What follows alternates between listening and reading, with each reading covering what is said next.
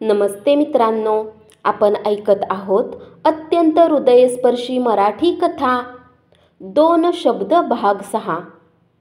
मागील भागात आपण पाहिले, नंदाच्या हातात दादांचे पत्र असते आणि आता ती वाचू लागते. चिरंजीव नंदास सप्रेम आशीर्वाद. बाळ नंदा, घरातल्या घरात आपण एकमेकाला पत्र लिहित बसू असं भविष्यपूर्वी कुणी वर्तविलं असतं तर त्याची कुडमुड्या ज्योतिषात मी गणना केली असती. पण काही प्रसंग मोठे विचित्र असतात. जिवलग माणसाशी सुद्धा मन उघडं करून बोलता येऊ नये असे. अशा प्रसंगी जिथं कसलाही आडपडदा नसतो तिथं आभाळाला भिडलेली भिंत उभी राहते. आतले कड आतच खदखदू लागतात. ही कोंडी तुझ्या पत्राने फोडली. वडील माणसांना मोकळेपणानं आपलं मनोगत सांगायची धिटाई माझ्या पिढीत नव्हती. बेटा, अशीच निर्भय हो. जीवनातल्या सर्व सत्यांना त्यांचे चेहरे कितीही उग्र असले तरी सामोरे जायला सिद्ध हो. शेखरच्या आणि तुझ्या प्रेमविवाहाला आम्हा सर्वांचे आशीर्वाद होते. लग्नाचा मुहूर्त केव्हा धरायचा आहे त्याच्या सवडीवर अवलंबून ठेवलं होतं मी. अशा स्थितीत त्याच्या विमानाला अपघात व्हावा. माणसाने ओठासी नेलेला अमृताचा प्याला नियतीला अनेकदा पाहवत नाही. एखाद्या चिटकिनीसारखी ती अचानक प्रकट होते आणि क्षणार्धात तो प्याला भोवतालच्या धुळीत उडवून देते. तुझ्या बाबतीत हेच झालं. असं घडायला नको होतं. हे दुःख माझ्या नंदाच्या वाट्याला तरी यायला नको होतं. पण नीट विचार कर बाळ, विश्वाच्या या विराट चक्रात तू आणि मी कोण आहे? या चक्राच्या कुठल्या तरी अरुंद पट्टीवर क्षणभर आसरा मिळालेले 2 जीव, 2 दवाचे थेंब, 2 धुळीचे कण, स्वतःच्या तंद्रीत अखंड भ्रमण करणारे हे अनादी अनंत चक्र तुझ्या माझ्या सुखदुःखाची कशी कदर करू शकेल?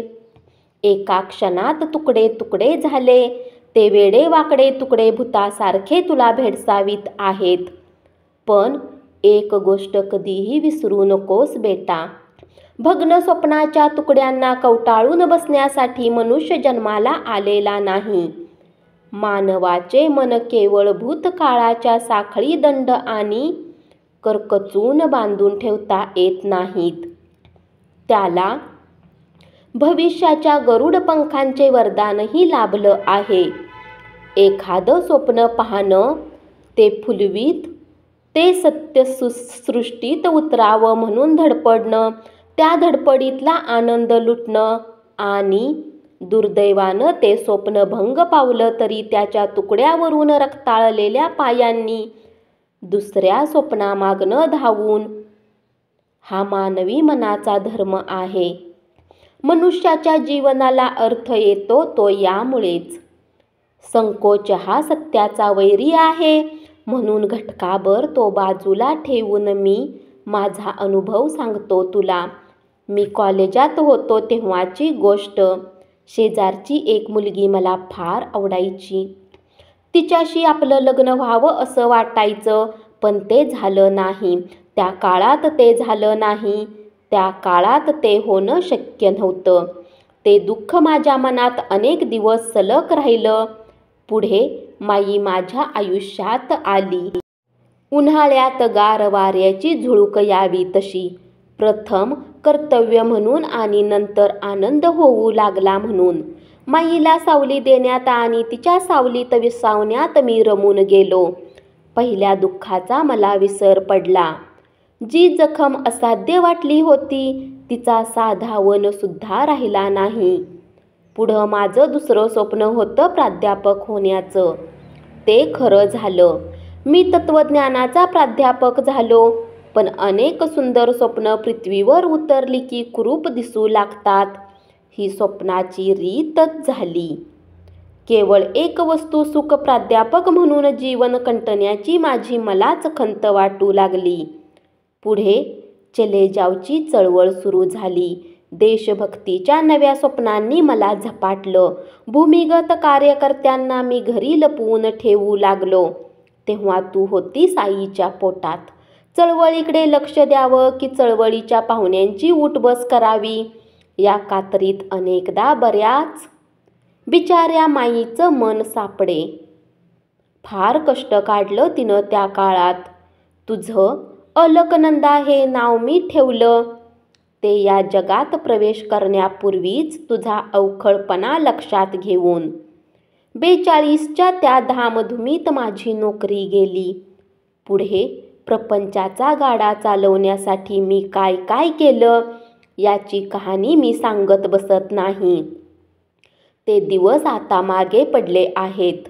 मात्र त्यावेळचे अनेक कडू अनुभव आजही मला अस्वस्थ करून सोडतात. ज्यांना आपण मित्र म्हणतो त्यात खरी नानी थोडी खोटीच फार. हा अनुभव वेळोवेळी मोठ्या प्रमाणात घेतला मी. त्यानंतर तुझ्यावर सुमित्राच्या बाललीलांनी आणि शाळा कॉलेजातल्या गोष्टींनी आमचा संसार काही काळ सुखाच्या सावलीत विसावला. मग सुमित्रा मोठी झाली. शक्ती बाहेर खर्च करून तिच्यासाठी मी एका डॉक्टरचं स्थळ पसंत केलं. पण दुर्दैवानं तिला अकाली आपल्यातून ओढून नेलं. डॉक्टरांना दुसरं लग्न करायचा सल्ला मीच दिला. चांगली प्राध्यापक असलेली पत्नी त्यांना मिळाली. पण मिलिंदाच्या सावत्र आईने त्याला सांभाळण्याची जबाबदारी स्वीकारली नाही. मुकाट्याने मी त्याला आपल्या घरी घेऊन आलो. हे सारं लिहिलं ते तेवढ्यासाठीच की आयुष्य हा सुखदुःखाचा पाठशिवणीचा खेळ आहे हे कधीही विसरू नकोस. जीवनात स्वप्न पाहण्याचा आनंद आहे आणि स्वप्नभंगामुळे होणारा विषय आहे. काय सांगत होतो मी तुला? हो, हिमालयाच्या पायथ्याशी उभा असणारा मनुष्य किती खुजा, किती क्षुद्र असेल याची कल्पना कर. विश्वशक्तीपुढे आपण सारे तसेच आहोत. जन्म हे या परमशक्तीचं वत्सल्य स्मित आहे. प्रीती हे तिचं मधुर गीत आहे. मृत्यू ही तिचा राग व्यक्त करण्याची रीत आहे. या शक्तीची कृपा आणि कोप यांचा आपण नतमस्तक होऊन स्वीकार केला पाहिजे. हे वाचता वाचता तू मनात म्हणशील, लहानपणापासून दादांनी मला इतकं शिकवलं, माझ्याकडून खूप खूप वाचवून घेतलं, तरी त्यांच्यातल्या प्राध्यापकाचे अजून समाधान झालेले दिसत नाही.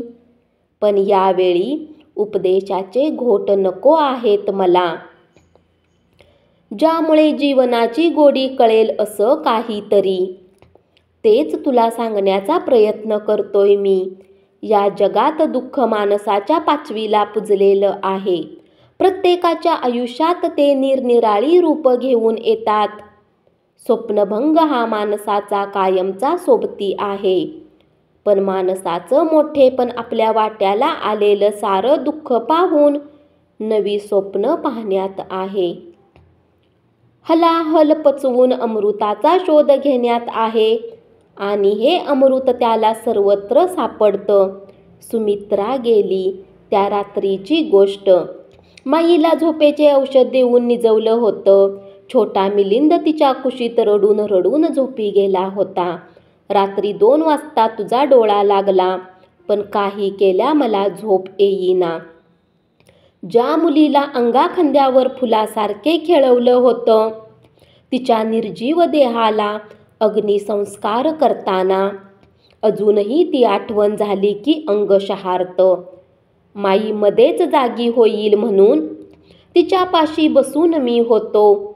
मनात आंधळे वादळ घोंगावत होतं. हळूहळू पहाट झाली. मी न कळत खिडकीकडे गेलो. पूर्वेकडच्या कोपऱ्यात तांबडं फुटलं होतं. हा हा म्हणता जास्वंदीच्या लाल लाल फुलांच्या राशीच्या राशी जिथे तिथे दिसू लागल्या. मी मंत्रमुग्ध होऊन ते रमणीय दृश्य पाहिलं. सौंदर्याच्या त्या दर्शनाने माझं मन थोडंसं हलकं झालं. मी डोळे मिटून त्याचा आस्वाद घेऊ लागलो. लहानपणी पहाटे आमच्या घरावरून गंगेवर जाणारा एक भाविक मोगरा फुलला हा ज्ञानदेवांचा अभंग उच्च स्वराने म्हणत जात असे. तो अभंग कानात घुमू लागला. जिथं कधीही कुणाचाही मृत्यू झालेला नाही अशा घरातून मुठभर मोहरा आणायला सांगणाऱ्या बुद्ध देवाची मूर्ती डोळ्यापुढे उभी राहिली. मनात आलं, लाखो लोकांनी गजबजलेल्या या शहरात काल कितीतरी माणसं हे जग सोडून गेली असतील. त्यातल्या प्रत्येकाच्या नातलगाचं दुःख आपल्या दुःखाइतकंच मोठं आहे. आपण सदैव आत्मकेंद्रित असतो. नेहमी केवळ स्वतःच्याच सुखदुःखाचा विचार करतो. त्यामुळे आपलं दुःख आपल्याला फार मोठं वाटत राहतं. धन्यवाद. अशीच पुढची कथा ऐकत रहा आणि चॅनलला सबस्क्राईब करा.